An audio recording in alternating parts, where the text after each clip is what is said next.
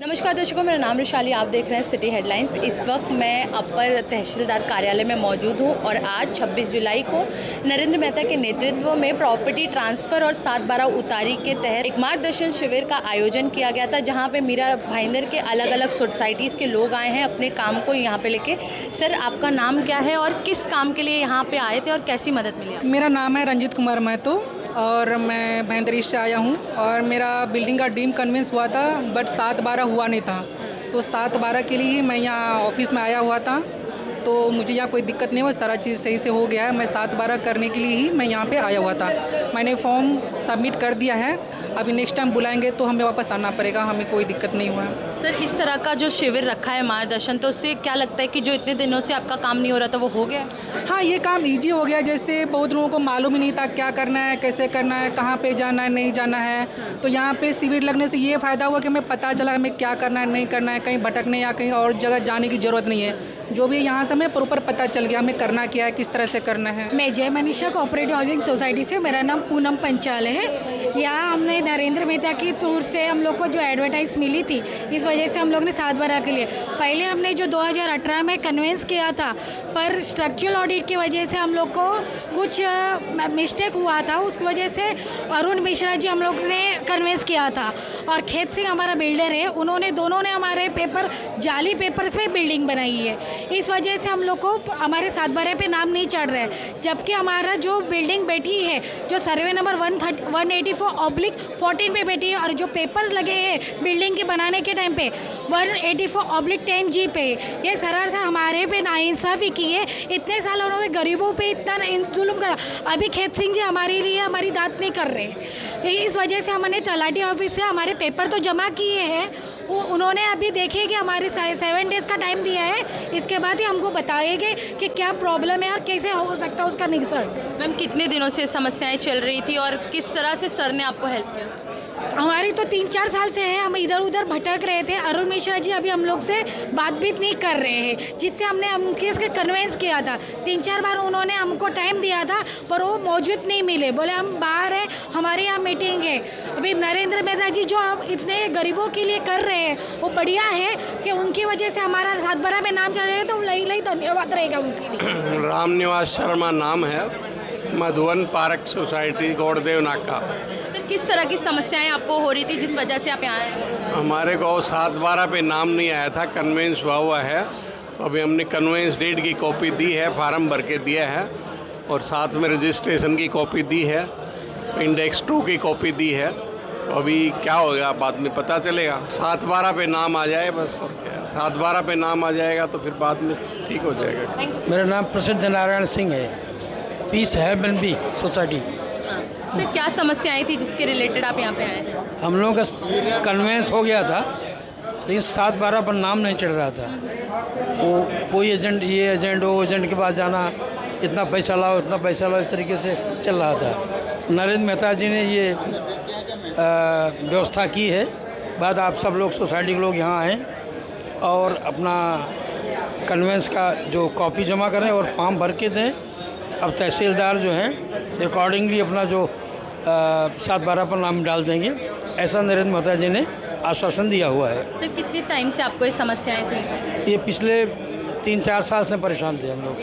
हाँ, तो इस तरह का मार्गदर्शन जो शिविर रखा है उन्होंने, तो क्या लग रहा है इससे मीरा भाईंदर की जनता को मदद मिल रही है, खास करके सोसाइटीज़ वालों को? हाँ जी, बहुत मिलेगा। लोग परेशान हैं, पैसा भी देंगे और पैसा देने के बाद कल आओ परसों आओ, 4 महीने 6 महीने 8 महीना इस तरीके से एजेंट लोग लटकाते हैं। अब नरेंद्र मेहता जी एक बहुत उत्तम काम कर रहे हैं, सोसाइटी के लोगों को सहायता मिलेगी, उनका धन भी बचेगा। परेशान भी थे और पैसा देने के बाद भी परेशान थे, अब उनका मनी सेविंग होगी प्लस परेशानी नहीं होगी। मेरा नाम है वासुदेव दिगंबर सावंत और मैं अपना मेड़ते नगर फेज़ नंबर 1 में रहता हूँ, दीपक अशोक के बगल में। सर, किस तरह की समस्याएं थी जिस वजह से आप यहाँ आए? हमने 2016 में अपना कन्विंस किया था सोसाइटी का, लेकिन अभी 2025 में अभी वो सोसाइटी में नाम हो नहीं रहा था, इसलिए अभी मेहता साहब ने अपने सबने वो अच्छा ऑर्गेनाइज़ किया कि ताकि सबको सोसाइटी में सबका इंफॉर्मेशन बराबर मिले, क्योंकि बीच में 8 साल का गैप होने की वजह से बीच में म्यूटेशन एंट्री सबका गिरता है, इसलिए तलाटी, तहसीलदार और जो सर्कल ऑफिसर, वहाँ हमको बहुत दिक्कत आ रही थी। डायरेक्ट कन्विंस करने के लिए 7/12 पे नाम करने के लिए। तो लेकिन जो हुआ इस सब सोसाइटी के लिए बहुत अच्छा हो गया। तो सर इस तरह का शिविर जो मेहता जी ने अरेंज किया, क्या लग रहा है इससे मीरा भाईंदर की जो सोसाइटीज़ जिसको प्रॉब्लम्स थी रीडेवलपमेंट में खास करके, उन लोगों को कहीं ना कहीं फ़ायदा हो रहा है? ना 100% इसका 100% फ़ायदा हो जाएगा। इससे क्या रहेगा कि हर एक सोसाइटी में इसका अवेयरनेस आ जाएगा। कन्वेंस क्या होता है, डीम कन्वेंस क्या होता है, 7/12 में नाम क्या होता है, स्टेट इन्वेस्टमेंट कंपनी क्या होता है, बाद में यूएलसी का प्रॉब्लम क्या आ जाता है। इसमें सब में जो प्रॉब्लम हो रहा है ये शिविर रखने से सबको जानकारी मिल जाएगी। सर क्या कहना चाहेंगे? बहुत ही अच्छा सराहनीय कदम है कि यहाँ के हमारे जो आमदार माननीय श्री नरेंद्र मेहता जी ने कैंप ऑर्गेनाइज़ किया, भव्य शिविर किया, जो अपर तहसीलदार कार्यालय में ये आज शिविर किया जा रहा है। इससे सभी सोसाइटियों को फ़ायदा होने वाला है और जो यहाँ पर आए हैं वो उसका फ़ायदा लेंगे। ऐसा कि बहुत सालों से जो सोसाइटियाँ अपना कन्वेंस करके रखी हुई है, कन्विंस तो हो गया उनका, बिल्डर से उनकी सब कंसेंट हुआ, किसी का नहीं कंसेंट हुआ है तो उन्होंने उसके लिए डीम्ड कन्वेंस के लिए गए। मगर आपका जो सोसाइटी का लैंड होता है वो लैंड होता है जिसने डेवलप किया या जो ओनर है उसका पहले अलग रहता है, बाद में सोसाइटी का गठन होता है। सोसाइटी का गठन होने के बाद में वो जो ओनरशिप है वो ट्रांसफ़र होनी चाहिए। जैसे हम फ्लैट का ओनरशिप लेते हैं वैसे लैंड का भी ओनरशिप होता है। वो ओनरशिप ट्रांसफ़र करने के लिए आपको कन्विंस करना पड़ता है। कन्विंस डीड आपका जब भी बन गया तो आप ओनर हो गए, भले वो सहमति से हुआ या नहीं सहमति से हुआ। तो महानगर पालिका उसका प्रावधान रखी है कि आप डीम्ड कन्वेंस के लिए जाइए। इन प्रकार ने अगर आपका कन्वेंस हो गया तो आप सोसाइटी मालिकाना हक जताती है कि वो सोसाइटी का ही ज़मीन हो गया और सारे के सारे उनके दखल जो इतने भी थे वो हट जाते उससे और उनके नाम पर हो जाता, सोसाइटी के नाम पर हो जाता। मगर ओनरशिप के लिए 7/12 पे नाम चढ़ाना, फेर फार उतारा, ये सब पे नाम चढ़ाना ज़रूरी है। जो कागज पत्र जो भूमि अभिलेखा में आपका नाम आना चाहिए, तो वो नाम आने के लिए आपको यहाँ पर जो ये शिविर लगाई जा रही है, क्योंकि उसमें जो इंटरफेरेंस है वो ईस्ट इन्वेस्टमेंट कंपनी का है। अगर जब तक आप उसका क्लियरेंस नहीं करते, जब तक वो पैसे आप भरते नहीं उनका जो चार्जेस है, जब तक वो पैसा नहीं मिलेगा उनको, वो अपने को एनओसी नहीं देते हैं। उनका एनओसी मिलने के लिए हमको पैसे भरने के लिए लगते हैं। तो उसका यहाँ पर निकाल करने के लिए कि अभी फ़िलहाल इसमें ऐसे रखा है कि आपका भी नाम आएगा अगर आपने पैसे नहीं भरे हैं 7/12 पर, और उनका भी साथ में नाम रहेगा। मतलब आप भी ओनरशिप में 100% आपका पेपर पर नाम आ गया तो भूमि अभिलेखा में अपनी सोसाइटी का भी नाम दिखाएगा कि भाई हाँ आपने कन्विंस किया और आप इसके ओनरशिप में है।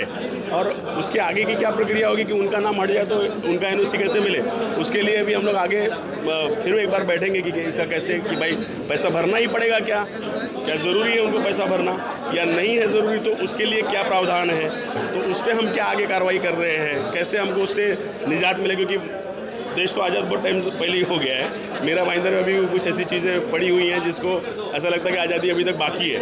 तो इस पर ये बहुत बड़ा मुद्दा है, बहुत बड़ा मुद्दा है। बहुत सारी ज़मीनें अभी भी ऐसी हैं जिसमें जो है हम अभी भी नहीं आज़ाद हैं, ऐसा है। और उसमें से हमको कैसे आज़ादी मिले, हम प्रॉपर ओनर कब बनेंगे, ऐसा एक हमारा ये रहेगा कि भाई मेरा तो ये निवेदन है, पर्सनली मैं अपना ओपिनियन देता हूँ कि सोसाइटियों की तरफ से हमारी मेडिया नगर कॉम्प्लेक्स फेज़ 1 हमारा एसोसिएशन है, कॉम्प्लेक्स है, उसमें 17 सोसाइटीज़ है और 2 बंगले हैं और काफ़ी हमारे मतलब वहाँ पे मंदिर है, गार्डन है और काफ़ी चीज़ें हैं। तो मतलब उसको सबको हमको कैसे बचाना है, उसके लिए हम मार्गदर्शन लेने के लिए भी हैं यहाँ पर और अपना सभी सोसाइटियों को मदद करने के लिए यहाँ पर उपस्थित हुए। तो सबको हम ये चीज़ समझाएंगे कैसे क्या क्या करना है, वो उसके लिए मार्गदर्शन होगा। और मेहता जी का बहुत धन्यवाद करता हूँ कि ऐसा शिविर का आयोजन किया उन्होंने, जिससे सबको मार्गदर्शन मिल रहा है, सभी सोसाइटियों को फ़ायदा होने वाला है इससे और एक क्लियरेंस मिलता है कि भाई क्या करना क्या है। इसी के साथ में आपका भी बहुत बहुत धन्यवाद, आपका न्यूज़ चैनल का बहुत धन्यवाद। जय हिंद, जय महाराष्ट्र।